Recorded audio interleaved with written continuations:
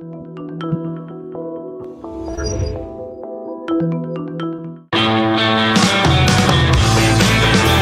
is the Gerry Callahan Show. Yes, we've seen disastrous political stunts in the past. We've seen politicians humiliate themselves. We've seen Michael Dukakis famously riding in a tank. We saw John Kerry dress up like a sperm in a Woody Allen movie one time and crawl through some medical machine. We saw Gretchen Whitmer just last week cover her face like a child in the Oval Office. We've seen people like Barack Obama attempt to throw out the first pitch at a baseball game. Dr. Fauci tried to throw out the first pitch. We saw Joe Biden attempt to climb the stairs of Air Force One and fall on his face. There's been lots of politicians who have tried and failed to do something righteous and heroic and, relate to every man.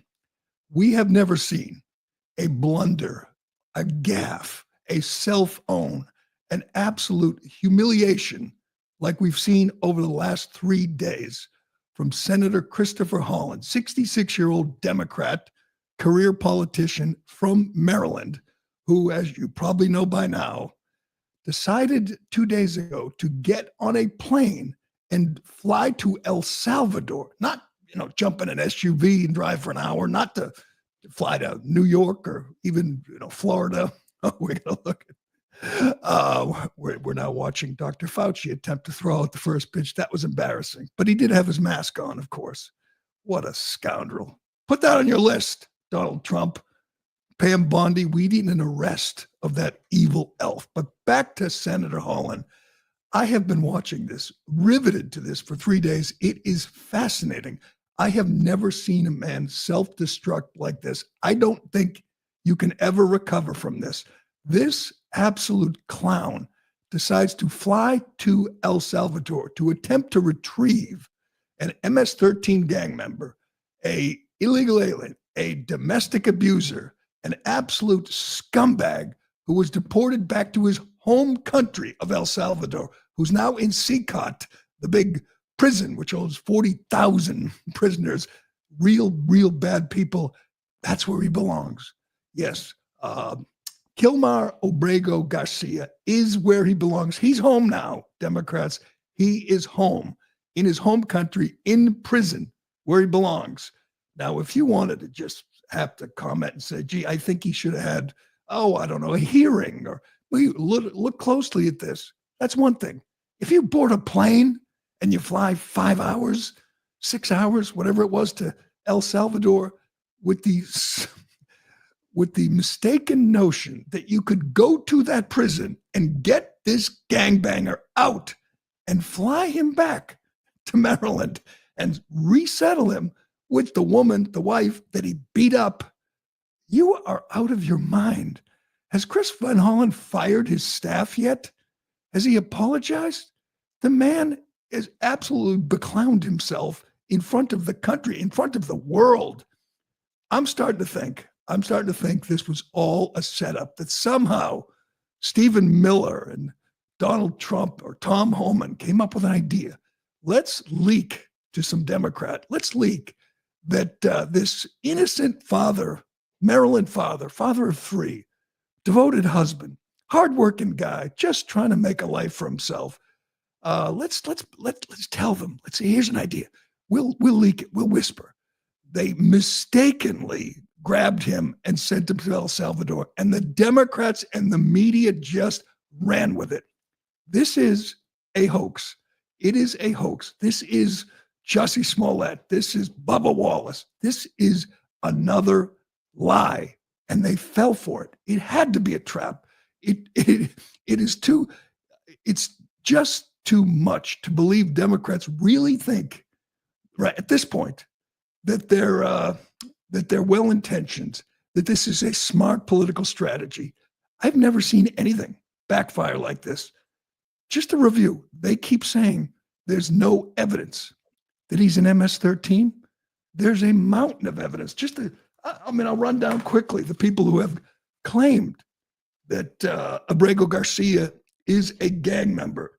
That would be, let me see if I have this straight. That would be a police gang unit in Maryland, a confidential informant, ICE, 2 federal judges, the police who arrested him with 3 other gang members. He has a tattoo, according to Holland, a gang tattoo, and he was wearing clothing, which is identified with MS-13, a sweatshirt and a hat. That's the evidence that he's in MS-13. These people have no doubt. Tom Homan has no doubt. They knew it. They knew it from the beginning. And the Democrats just walked right into this trap and made absolute fools of themselves. And again, if you just wanted to go on a talk show, go on CNN and say, this is awful, they snatched up this poor father, that would be embarrassing. That would be humiliating.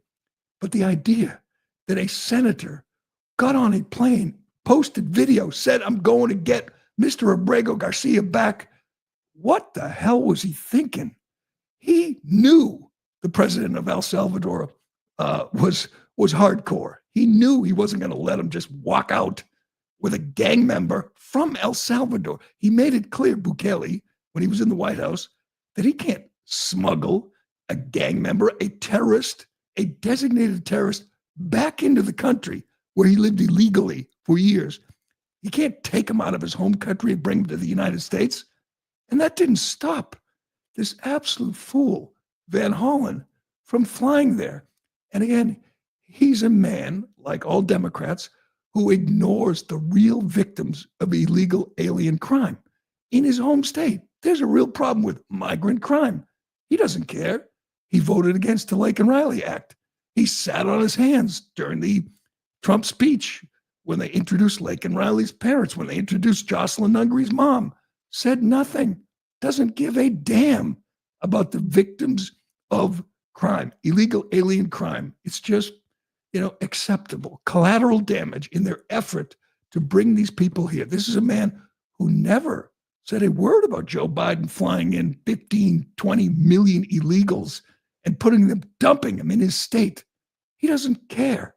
Yesterday was the worst optics I think I've ever seen for Democrats.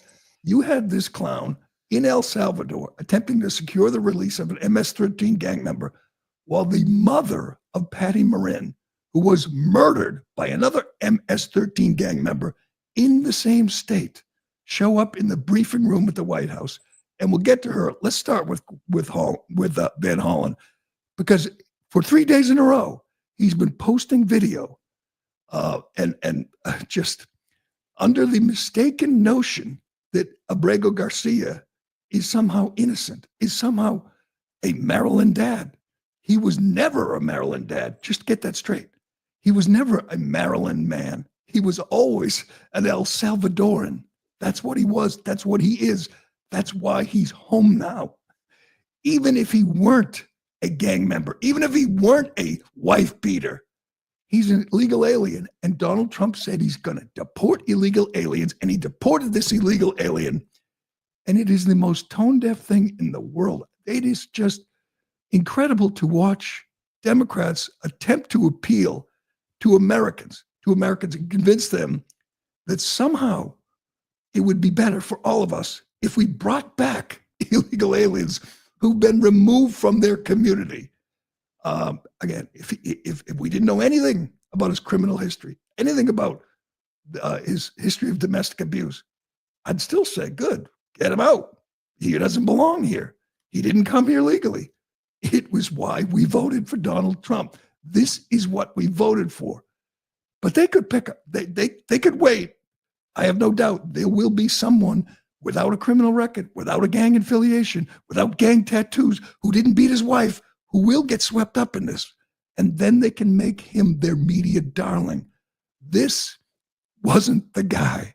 You were set up. You were suckered. You believed these immigration lawyers. You believed his lawyers. You thought they were telling you the truth, and the Trump administration was lying to you. And now you look like absolute fools. Let's watch this clown in El Salvador yesterday. Go ahead. So I asked the vice president if I could meet with Mr. Abrego Garcia. And he said, well, you need to make earlier provisions to go visit CCOT. I said, I'm not interested at this moment in taking a tour of CCOT. I just want to meet with Mr. Abrego Garcia. He said he was not able to make that happen. He said he needed a little more time. I asked him if I came back next week, whether I'd be able to see Mr. Abrego Garcia. He said he couldn't promise that either. So I asked him if I could get on the phone, either video phone or just a phone, and talk to Mr. Abrego Garcia. So I could just ask him how he's doing so I could report back to his family. He said he could not arrange that. He said maybe if the American embassy were to ask, maybe that could happen. So I will certainly ask the American embassy to ask the government of El Salvador to connect us by phone. I asked him, how about his family? How can he talk to his wife so that she can hear his voice? I let him know that the family has requested that. He said he was not sure whether he could make that happen. See that phone? He held up. He said, held up a phone. Asked if I could talk on the phone, or I could have a video call. You know what he never did with that phone? He never called Patty Morin, Rachel Morin's mother. He never called Tammy Nobles, whose daughter, 16-year-old daughter, was killed by an MS-13 gang member in Maryland. He never reached out to these families who suffered unimaginable tragedy because of the scum that Democrats have allowed into the country, into his state. He never reached out he never called any of the 5 children of Patty Morin, of Rachel Morin, and said, so sorry about what happened to your mom.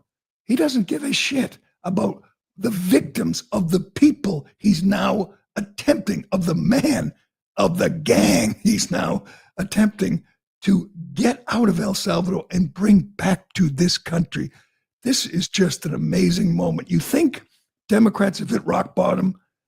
Just a quick list of their darlings, the people that they care about, the people they want to protect from the fascist Trump administration. You have the pro-Hamas agitators, including Mahmoud Khalil, the 31-year-old student at Columbia, who the Trump administration is shipping back to Syria. They love Mahmoud, this anti-Semitic agitator. They love Luigi Mangione. Yeah, there's another guy. Free Luigi, says Bill Burr. They love, Leah Thomas and all the other boys who are kicking girls' asses in sports. They are in a tailspin. They are so lost. And yesterday, I can't tell you how much I appreciated this. Obviously, I talk about it all the time. The victims, Democrats, something inside them, their instinct, their impulse is to never even acknowledge the victims of their insane policies. And we know there are thousands, there are hundreds of thousands dead from fentanyl poisoning that came through our open border. We know there are girls who've been raped, many of them here in Massachusetts. We know there are women who've been murdered. We know about Lake and Riley and Rachel Morin and Jocelyn Nungaray. We know there's been an incredible human toll, and Democrats just don't care. They don't care. AOC does not care. Bernie, Kamala Harris, you name it, they don't care. CNN, MSNBC, they don't care. It's about stopping Trump and protecting Democrats. So yesterday, Caroline Leavitt came out and did a briefing talking about the toll, and she was great as always, just talking about the victims, the many, many victims of these illegal alien gang members, of these animals running wild and hurting people and killing people and raping women, raping children. We've talked about it. Tom Homan sure talks about it a lot, and Caroline Leavitt ran down a list, and it was great. Then she brought up a special guest, and lots of people were thinking it was going to be, some Japanese trade representative talk about a tariff. No, it was not. Maybe today, maybe tomorrow.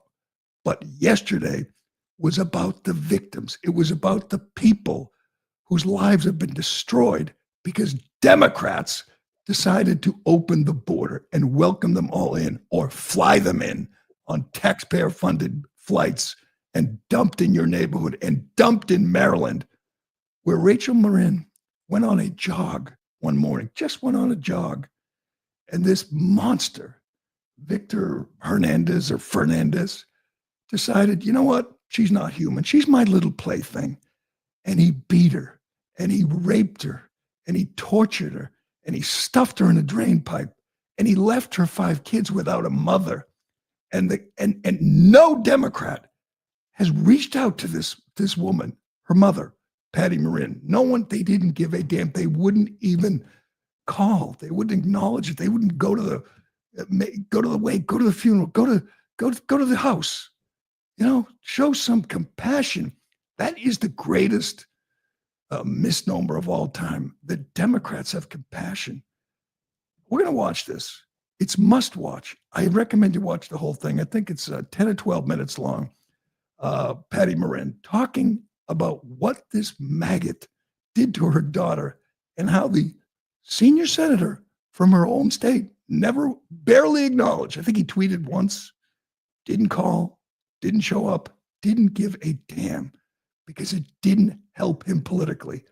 But God bless Caroline Leavitt. God bless the White House for bringing this amazing woman out. She was, obviously she's been, you've seen her before. She's paid her on, cable news, and she's no notes. Certainly was better on her feet than Karine Jean-Pierre.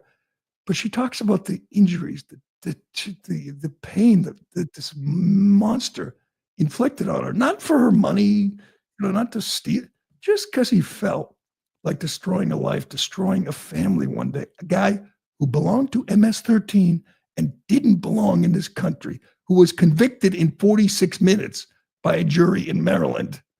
This week, he was convicted, and you didn't see that covered. We'll get to that. But let's watch a couple minutes of this amazing appearance by Patty Morin in the White House yesterday. Go ahead. 3/4 of her brain hemorrhaged. Her right and left side of her face bashed in. Her beautiful face bashed in. Her head bashed in. Broken bones, fractures. He takes and he drags her some more. He drags her through the thorn bushes. She has all the scrapes and cuts on her body. There wasn't 1 inch of her body that didn't have some kind of injury, whether it's bruising, broken bones, contusions, the scratches. She had a fractured rib, fractured nose, fractured skull. And then he takes her into the tunnel and he picks her up. He throws her against the wall. Blood is gushing from her head. Her hair is soaked in blood. And they showed us pictures of her body against the wall, outlined. The blood outlined her body.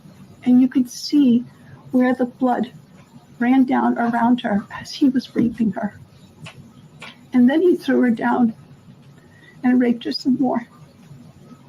And then he strangled her because he didn't want her to be able to live to tell the story. They said that when they did the autopsy on her neck, that one of the things they do is they open up the neck and they look to see how far the injury is. And they went all the way down as far as an injury is possible, hemorrhaging in the muscles because of how strong and violent the grip was around her. These are the kind of people that have no compulsion. Like, to them, this is nothing. And when he was sitting in the courtroom, he actually looked like he thought he was going to be set free. There was no remorse on his face at all. This person took my daughter so violently and so gruesomely and so graphically that they sealed the pictures, because I don't want my granddaughters to see these pictures. These are the kind of criminals President Trump wants to remove from our country. These are the kind of criminals that we need to remove from our country. We are American citizens. Why should we allow people like this, violent criminals that have no conscience at all, to murder our mothers, our sisters, our daughters. What? I don't understand why there's even any kind of problem with this. Good question. Why is there a problem with this? Why? Because Donald Trump is doing it. That's it. That's all. And while she's speaking, her senator is in El Salvador trying to get one of the gang members from the gang that killed her daughter and return him to Maryland. It's almost mind-boggling just how insane Democrats have become over this issue. You can't get behind a woman talking about her daughter being murdered by an El Salvadoran gang member. You ignore her. Guess what happened yesterday when they brought her out? You could see this. You could see her on Fox News, on Newsmax. CNN and MSNBC did not carry it live. They found more important things to talk about. They would not show you this woman talking about her murdered daughter, this poor woman. They did not want you to see that. In case you had any doubt about MSNBC and CNN, in case you thought they were cable news networks, no. They showed you yesterday what they actually are. They are Democrat propagandists who won't show you a grieving mother, a grieving grandmother, because it might help Trump. That's all. That's it. Throw that number up from MRC, Media Research Center. Did a little research. This is amazing. And they looked at, let's see, it's ABC, CBS, and NBC. How much time they spent covering the trial of Rachel Morin's killer versus how much time they've spent covering the plight of Abrego Garcia. There it is. 64 minutes they've spent. Almost 65 minutes on poor Abrego Garcia. How much on Rachel Morin's trial? 0. Not a mention. Did not mention it. They are the enemy of the people. They are despicable. They truly are. We got so much more to get to on this. Let's get to the other cut from Rachel Morin, because this is something Van Hollen and all the Democrats, Raskin, another snake from Maryland, and Liz Warren and all the rest of the Democrats who are tweeting about poor Abrego Garcia, the gang member, domestic abuser, illegal alien, who is now home in El Salvador. But let's watch another clip from this amazing woman, Patty Morin.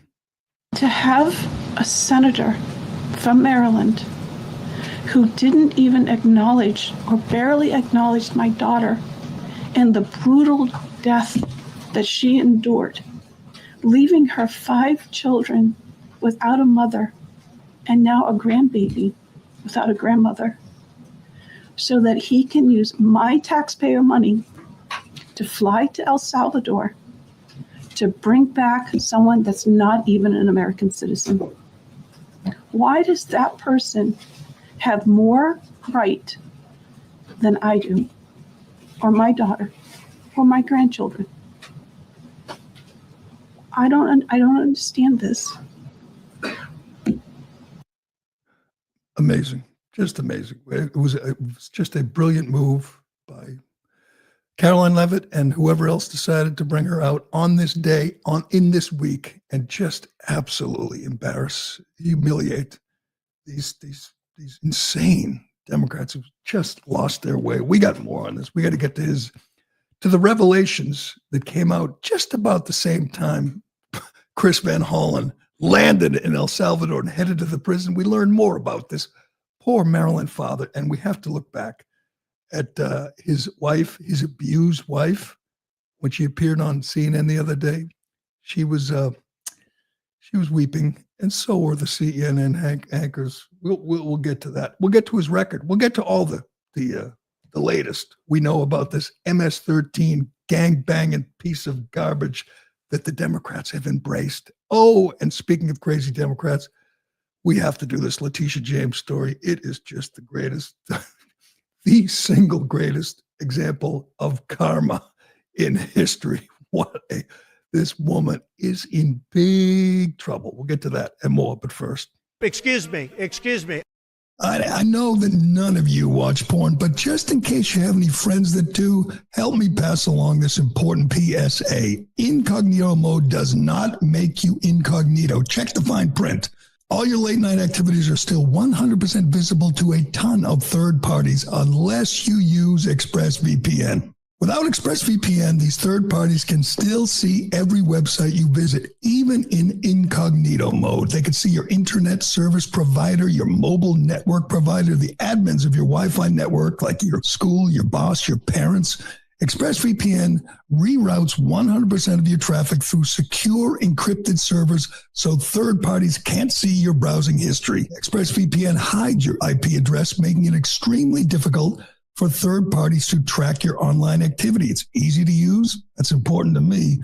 Fire up the app and click one button to get protected. And it works on all devices, phones, laptops, tablets, and more, so you can stay private on the go. Even if you're not watching porn, you want your data protected. You want your text protected. You don't want to take any chances. Protect your online privacy today by visiting expressvpn.com/Gerry. That's EXPRESSVPN.com/Gerry.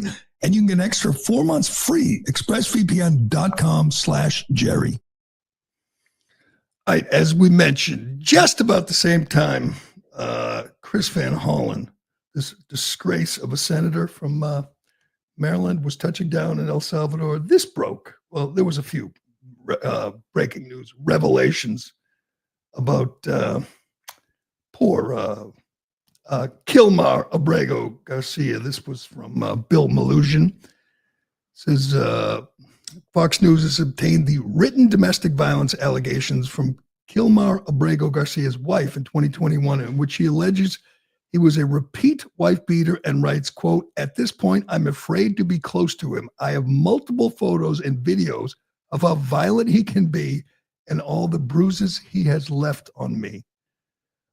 In her handwriting, she alleges that Abrego Garcia punched and scratched her, leaving her bleeding after throwing her laptop on the floor. She writes that on another day, he got angry again, started yelling, and ripped her shirt and shorts and grabbed her arm, leaving marks.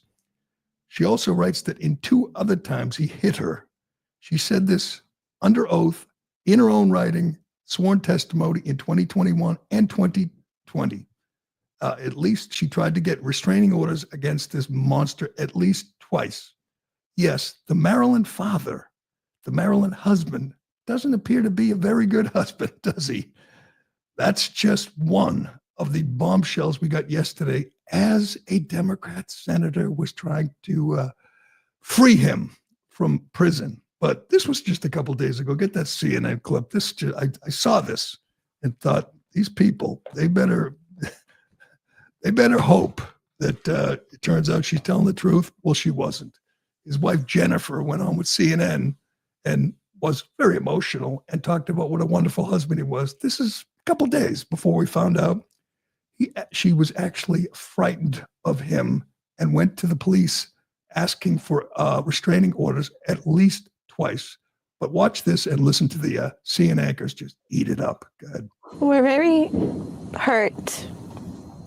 My kids ask daily, when is dad coming home?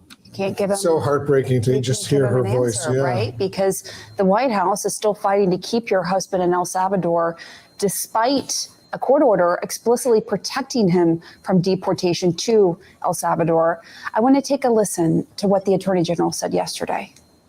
It was an administrative error as to why he was deported, and he is a known gang member. ICE testified he was a gang member, and we believe he should stay where he is. Jennifer, what do you say to these accusations that you just heard from the Attorney General that your husband is a known gang member? They're wrong, because my husband is not a gang member. He's actually an amazing father, an amazing husband. That's who he truly is. Jennifer, when was the last time you actually had a chance to speak to your husband? And what did he say about the living conditions at that prison there? The last time I spoke to him was March 15th. when they were about to abort a plane. And since then, I haven't heard from him. What did he say to you? What was that like on March 15th? Bring us into that conversation. He told me to take care of the kids and to be strong. Again, under oath, in her own handwriting, said he was a monster. And you know what? It just gets better or worse. This again, yesterday afternoon, the Tennessee Star broke a story. In 2022, Abrego Garcia was stopped driving without a license, and the Tennessee Highway Patrol suspected him of trafficking the 7 people inside his vehicle. The Highway Patrol then learned he was on a terrorist watch list, so they called the Biden's FBI, and Biden's FBI told the Tennessee Highway Patrol to release him. Kilmar Abrego Garcia was then released due to the Biden FBI's order, and the THP concerns about trafficking were ignored by the government. This is on top. This was after we learned that he was a serial abuser of his wife. This is your Maryland father, your Maryland husband, your hardworking apprentice who must be returned, who must be reunited with his family. Again, it was a hoax. It was a hoax from the beginning. We don't know if the Democrats were set up by someone who wanted them to look like fools, or maybe they were just lied to by the lawyers and the activists, the open border activists. But you don't get a cell phone quite this humiliating. And what do they do now? Where do they go? You're going to continue to defend the Maryland dad? Good luck with that. I don't think Senator Van Hollen's going to be coming back with him like he's a hostage that just got out of Iran. He's going to come back here, and it's going to be humiliating. All right.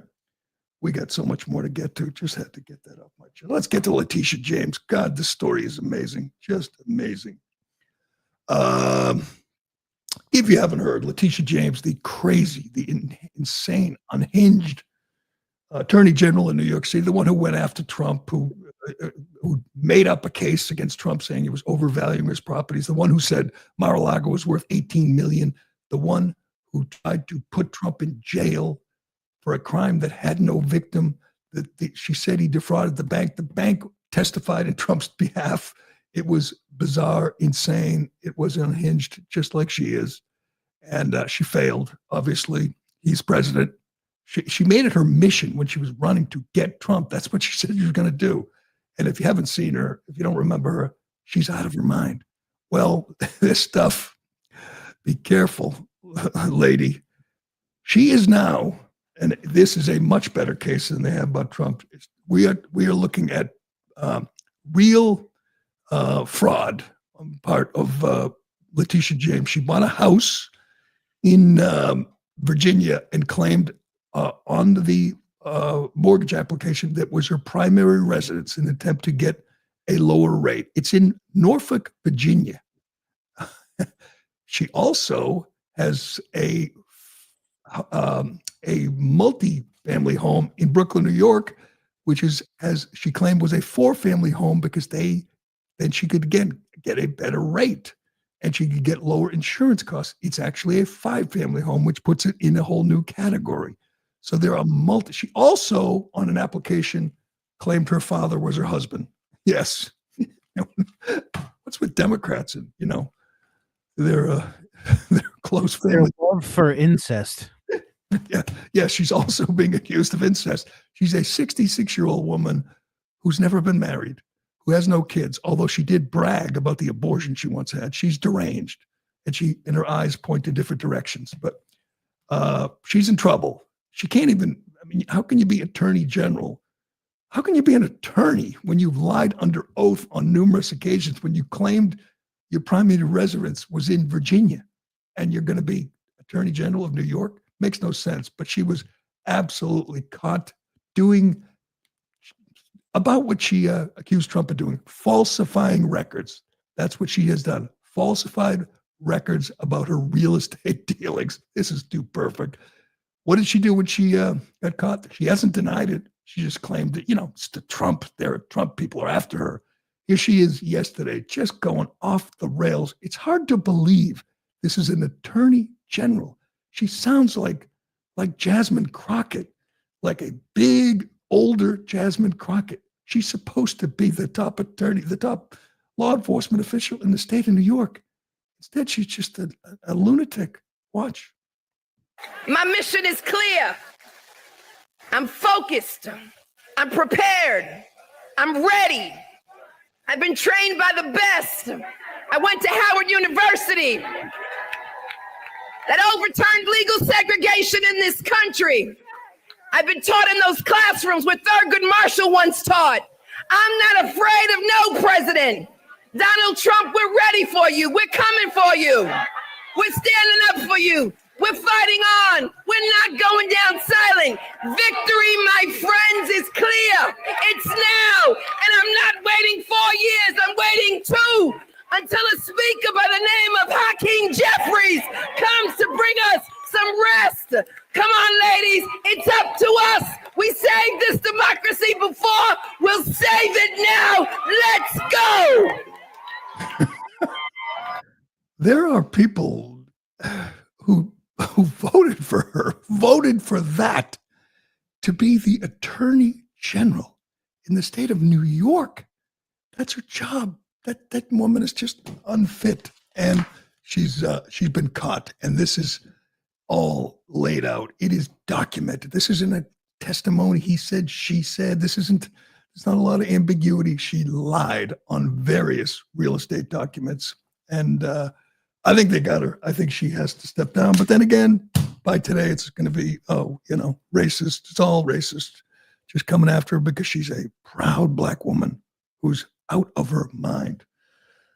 All right, speaking of proud black women, we have to get to Gail King. But first, before we get to Gail King, I haven't even mentioned the greatest story, I think, of the year. This has to be up there, and it's going to get better. If you missed it, this is from... I think this is from AP. Bill Belichick's 24-year-old girlfriend, Jordan Hudson, will be competing in the Miss Maine USA beauty pageant in May. Hudson finished as the first runner-up in last year's contest. One of Hudson's competitors will be Isabel St. Cyr. Would you care to guess what makes Isabel St. Cyr so unusual in the beauty contest in Maine? Ironhead, give it one guess. They're from Maine and very attractive. Nah. Isabel St. Cyr is a man. Yes, she will be competing against a trans model. I should have known that. To become Miss Maine. St. Cyr will be the first openly trans contestant in the pageant's history after previously winning the local Miss Monson USA pageant in the town of Monson, Maine. So a town in Maine crowned this guy Miss Monson, and now he wants to be Miss Maine. And he's going against Bill Belichick's 24-year-old girlfriend. You know what, Bill's used to winning. Bill has won a lot. Bill is he likes to win. I don't like your chances in this one, Bill. I don't like her chances in this one. I have a feeling they're going to go home really disappointed. And Miss Jordan Hudson, by the way, she's dedicating this to the fishermen in Maine.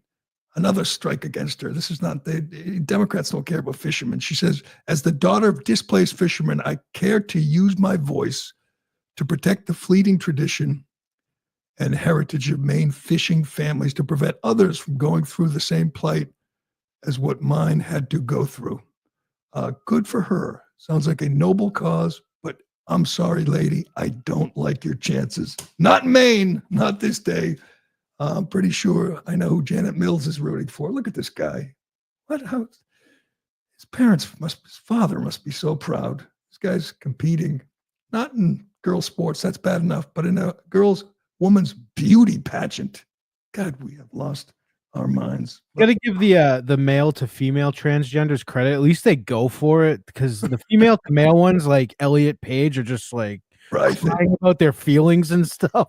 And They're they like always, beauty they always look miserable. It's like it didn't work. You know, Elliot Page, whatever her name is, Elliot, is that it? She always looks, she looks miserable.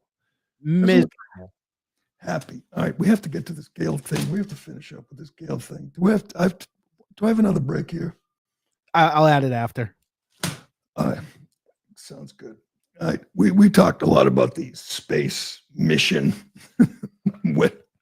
that the girls went up on the other day. The New Shepard, the 11-minute carnival ride that Gail King and Katy Perry and Lisa Sanchez or Linda Sanchez, whatever, the woman with all the facelifts, Jeff Bezos' lady friend. And they went up, they had a good time. They floated around in space. And of course, we all mocked them, as well we should. You're going to get mocked when you jump out of the thing and kiss the ground after 11 minutes, when you literally had no responsibilities. If you saw, they claimed they had 2 days of training. In the official, on the official website, they said their training consisted of practicing getting in and out of the capsule and practicing buckling their seatbelts. That was the training these women went through before they went on this joyride, 62 miles into space, and, you know, sang songs and hugged each other and came back to Earth. And of course, again, they were ridiculed, as well they should be, because it wasn't really a space mission. They didn't learn anything. They didn't accomplish anything. They had a rich friend who spent millions to send them up in space, and they had a good time, and that's great. Good for them. But Gail King, afterwards, she's insulted. She's offended that people don't want to give him credit. And this clip is so amazing on so many levels. Compares herself to Alan Shepard and calls herself an astronaut. Watch this. I don't like that people are calling it a ride. A ride, you know, you never see a male astronaut who's going up in space and they said, oh, he took a ride. We actually duplicated the route that Alan Shepard did. That's why it's called, this particular capsule is called the New Shepard. We duplicated that route. No one said he took that ride. Yeah. It's always referred to as a flight or a journey. So I feel that that's a little disrespectful to what the mission was and what the work that Blue Origin does. We use space technology all the time, whether it's your GPS, whether it's your satellite. That doesn't just happen. Every time a flight goes up, they get some type of information. Two of the astronauts, I still have a hard time calling myself an astronaut, but two of the astronauts on board, one is a rocket scientist, one is an astrophysicist activist. We're actually doing experiments. But every time one of those goes up, you get some information that can be used for something else. So I wish people would do more due diligence. And then my question is, have y'all been to space? Have you been to space? Go to space or go to Blue Origin and see what they do and how they do, and then come back and say, this is a terrible thing. I've had so many girls and women and some guys who are saying, well, I saw what you did. I'm thinking maybe I should reconsider. Maybe I could do this too. The young girls in particular. But it's not just the young girls. We're also encouraging. I mean, the boys look at it and see what women and young girls can do. Yeah. So I know there are cranky Yankees. I know there's some haters, but I'm not going to let people steal my joy. Oh, we were stealing her joy. Unbelievable. We know you didn't do anything. We saw it.